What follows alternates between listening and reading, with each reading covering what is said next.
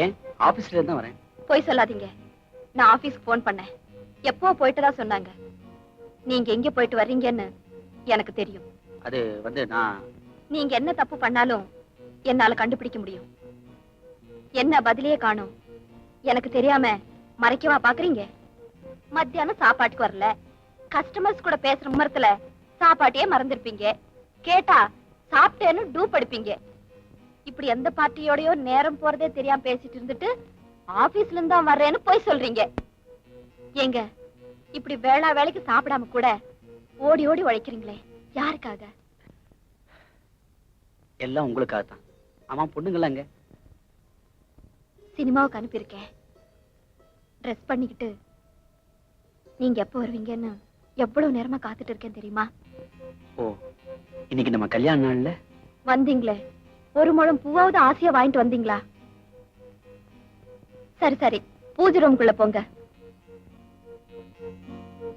Bombay party அனுப்புன ஒரு check வந்திருக்கு. சாமி படத்துக்கு முன்னாடி வச்சிருக்கேன், போய் எடுத்துக்கங்க. அது அங்கேயே இருக்கட்டும், நான் குளிச்சுட்டு வந்து எடுத்துக்கிறேன். எது இன்னைக்கு ரொம்ப சுத்தம் பாக்குற மாதிரி இருக்கே.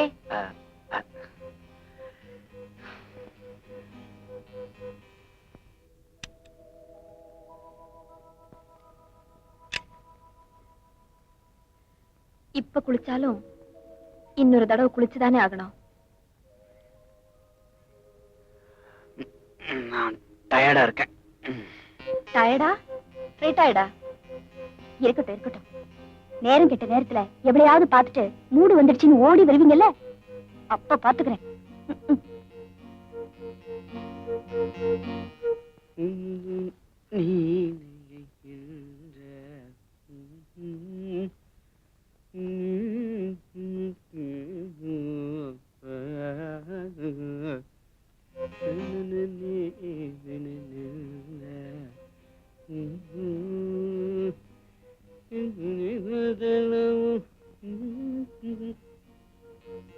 காபி கொண்டு வந்தா கொடுக்க வேண்டியதானே?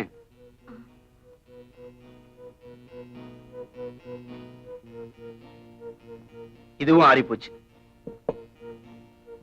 இத கூட உன்னால சூடா கொடுக்க முடியல.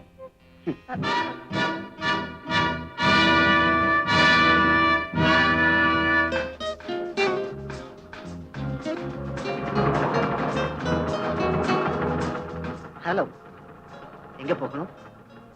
லிஃப்ட் கொடுக்கட்டுமா? ஓகே, போலீஸ் ஸ்டேஷனுக்கு போறோம். போலாமா?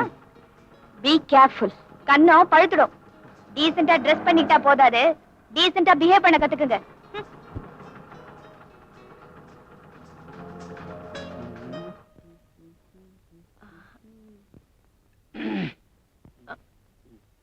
காஃபி அவங்களுக்கு கொடு.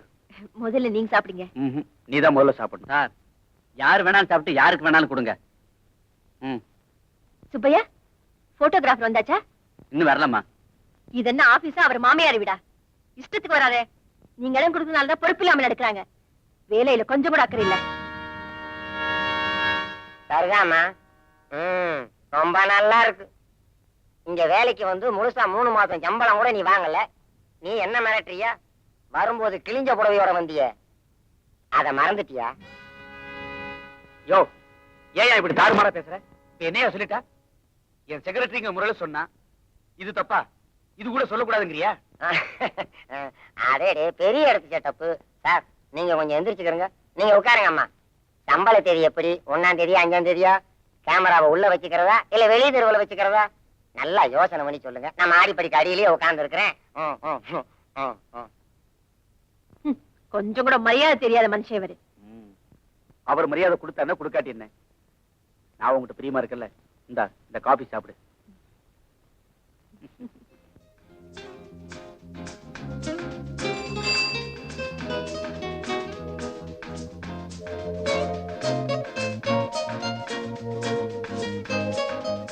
இந்தாங்க.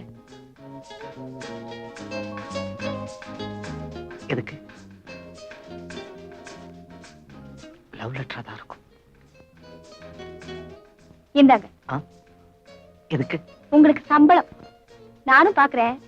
1 மாசமா காலேஜ்ல இருந்து பஸ் ஸ்டாப் வரைக்கும் என் பின்னாடியே வந்து வாட்ச்மேன் வேலை பாக்குறீங்களே, அதான் சம்பளம் போட்டு கொடுத்துடலான்னு முடிவு பண்ணிட்டேன்.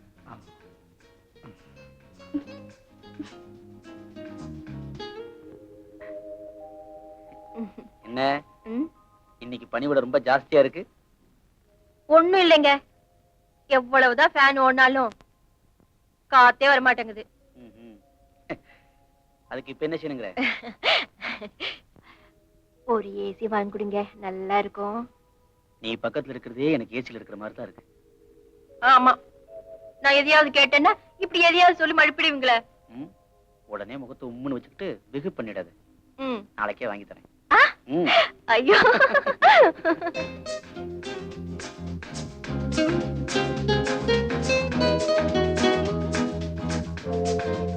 சொல்லி மழுப்பிடுவீங்களே. உடனே முகத்தை உம்முன்னு வச்சுக்கிட்டு வெகு பண்ணிடாது. நாளைக்கே வாங்கி தரேன். ஐயோ,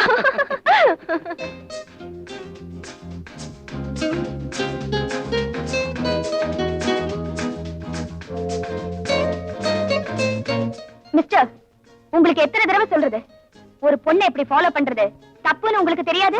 வந்து நான் உன்னை இத பாருங்க, இந்த காதல் கத்திரிக்காய் எனக்கு பிடிக்காது.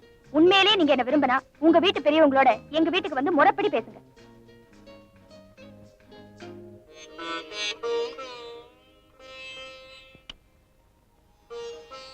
என்ன வாசல்லே உட்கார்ந்துட்ட? நான் மாறல, என் பழக்கத்தையும் மாத்திக்கல. நான் எப்போ உங்களை வாசல்ல வந்து தானே வரவேற்பேன். சாப்பிடுவாங்க. வெளியில டிபன் சாப்பிட்டேன். இதுக்கு முந்தி வீட்டை தவிர வெளிய எதுவுமே சாப்பிட மாட்டீங்க? சமயத்துல எங்க எது கிடைக்குதோ அதை டேஸ்ட் பண்ண வேண்டியதானே. இதுக்காக வீட்டு தேடியா வந்துட்டு இருக்க முடியும்? இந்தா. குழந்தைங்க தூங்காம நீங்க வருவீங்கன்னு உங்களுக்கா காத்துட்டு இருந்தாங்க. என்ன குழந்தைகளை எழுப்பி பேசட்டுமா?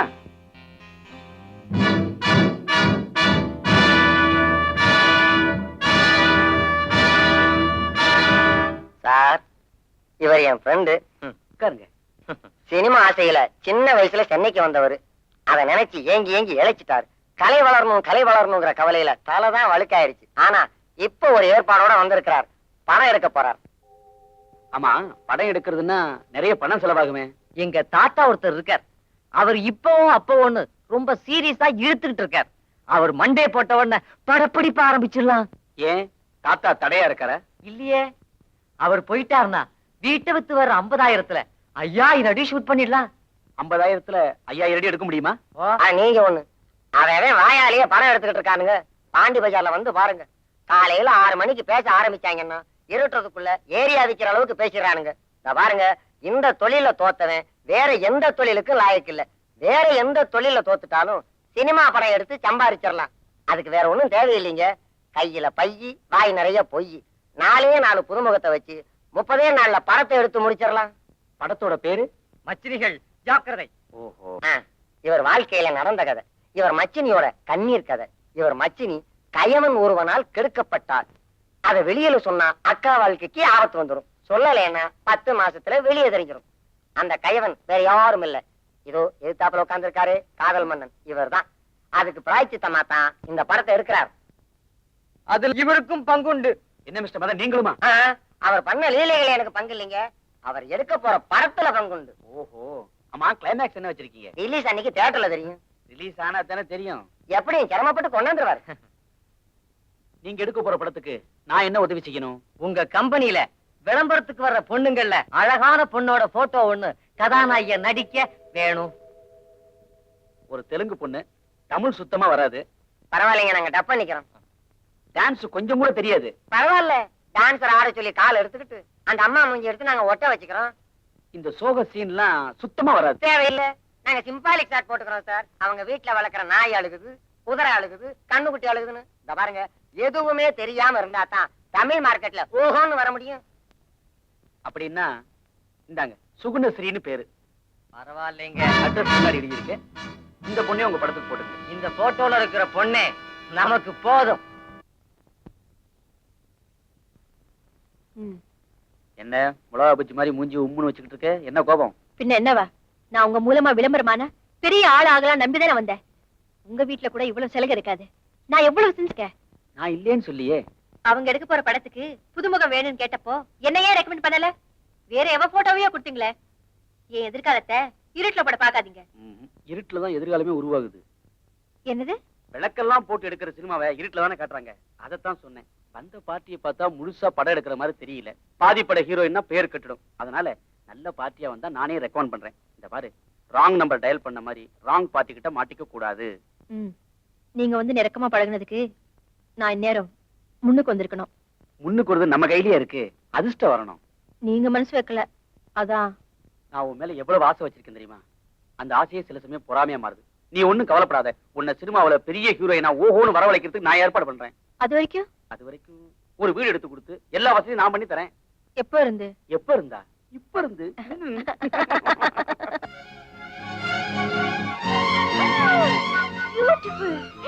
வீடு ரொம்ப அழகா இருக்கு. ஆனா சிட்டில இருந்து ரொம்ப தூரம் தள்ளி இருக்கே. தள்ளி இருந்தா தான் நாம ரெண்டு பேரும் நெருக்கமா இருக்க முடியும். நினைச்சப்ப இஷ்டப்படி வரலாம். பண்ற தப்ப பயந்து பயந்து செய்யக்கூடாது பாரு. கமிங்.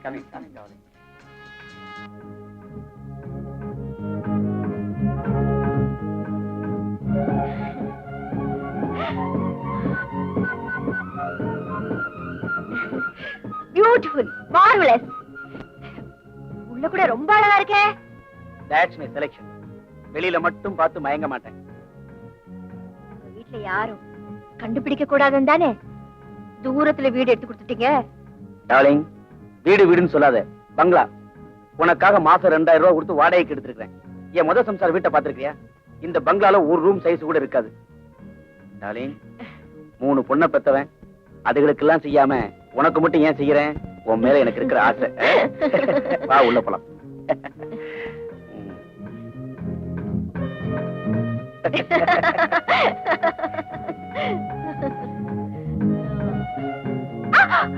பாத்து முசைக் தர வழுக்கி விழுற மாதிரி இருக்கே.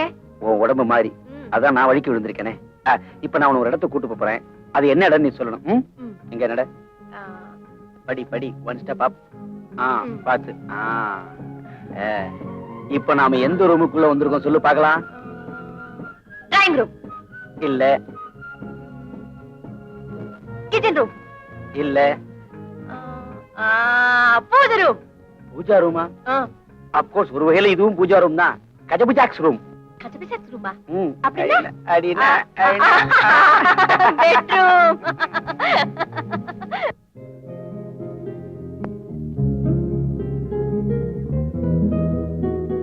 மிஸ்டர், நான் தான் ஏற்கனவே உங்ககிட்ட சொல்லிட்டேனே, உங்க வீட்டு பெரியவங்களோட எங்க வீட்டுக்கு வந்து முறைப்படி பேசுங்கன்னு.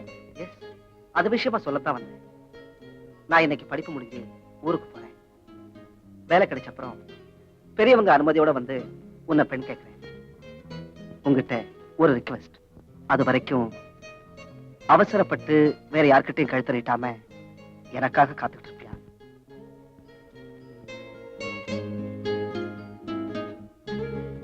இது உங்ககிட்ட இருக்கட்டும். நான் திரும்பி வரப்போ நீ யாருன்னு கேட்டுட கூடாது இல்லையா? ஐடென்டிக்காக தரேன்.